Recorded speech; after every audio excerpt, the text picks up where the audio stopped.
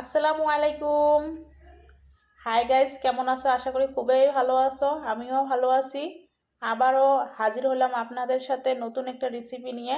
আশা করি রেসিপিটা আপনার ভালো লাগবে।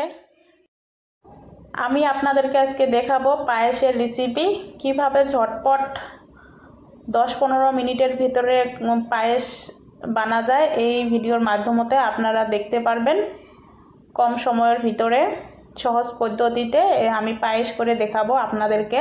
আমি প্রথমতে নারকেলটা ছিলে নিচ্ছি, তারপরে আমি এখানে দুধ ফোটানোর জন্য বসে দিয়েছি চুলায়। আমি নারকেলের উপরের ছালটা খোসাটা ছিলে নিয়েছি, তারপরে আমি এখানে মিক্সারে পেস্ট করে নেব।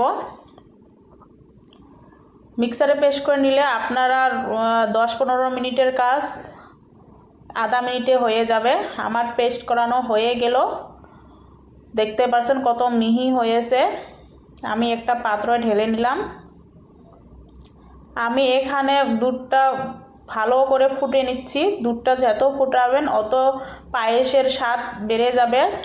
আমি যেহেতু পায়েসটা প্রেসার কুকারে বানাবো, আমি প্রেসার কুকারে ফুটানো গরম পানি সামান্য একটু দিয়ে দিলাম। আমি এখানে 200 গ্রাম গোবিন্দভোগ চাউল নিয়েছি। এখানে আমি ভালোভাবে 2-3 বার ধুয়ে নিয়েছি। ভালো করে ধুয়ে আমি রেখে দিলাম। তারপরে আমি ফুটানো পানিটা ফুটে গিয়েছে। আমি এখানে প্রথমতে আদা দিয়ে দিলাম, সামান্য একটু এলাচ 2-3টে মুখটে ফেটে দিয়ে দিলাম। আর চিনি ব্যালেন্স হওয়ার জন্য আমি সামান্য একটু লবণ দিয়ে দিলাম। কাজু বাদাম কাঠবাদাম কুচি করে রেখেছি, ওলে দিয়ে দিলাম। দেওয়ার পরে আমি চাউল দিয়ে দিলাম।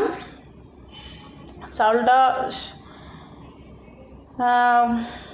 ফুটানোর পরে আমি এখানে নারকেলটা দিয়ে দিলাম। আমি নারকেলটা বেশি করে দিয়েছি, আপনারা কম বেশি করতে পারেন। আমি দুধটা যেহেতু খুবই ভালো করে ফুটে নিয়েছি,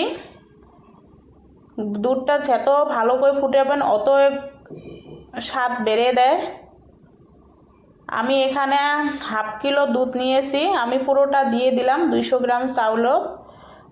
আমি পানি সামান্য ব্যবহার করেছি পায়েসে, আপনারা পুরোটা দুধ দিয়েই করতে পারেন।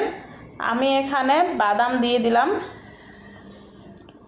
আমি বাদামটা বেশি করে দিয়েছি, আপনারা কম বেশি করতে পারেন। দেখতে পাচ্ছেন আমার পায়েসের চাউলটা পরিপূর্ণ সিদ্ধ হয়ে গিয়েছে। তারপরে আমি চিনিটা দিয়ে দিলাম। মিষ্টিটা আপনারা পছন্দ মতো দিবেন, যারা যারা কীভাবে পছন্দ করেন মিষ্টি খাওয়ানো ওই হিসাবসে দিবেন। আমার মিষ্টিটা বেশি করে দিয়েছি। আমার পায়েসটা প্রায় কমপ্লিট। এত সুন্দর লেগেছে, এভাবে বানিয়ে খাবেন, খুবই ভালো লাগবে। কম সময়ের ভিতরে আপনার জন্মদিনে হোক, ঘরে কোনো অনুষ্ঠানে হোক, এভাবে বানিয়েবেন, খুবই ভালো লাগবে। আশা করি আমার ভিডিওটা আপনার ভালো লেগেছে। ভালো লাগলে লাইক কমেন্ট করে দিবেন, আর প্লিজ আমার চ্যানেলটা সাবস্ক্রাইব করে দিবেন। সবাই ভালো থাকবেন, সুস্থ থাকবেন। সবাইকে আল্লাহ হাফেজ।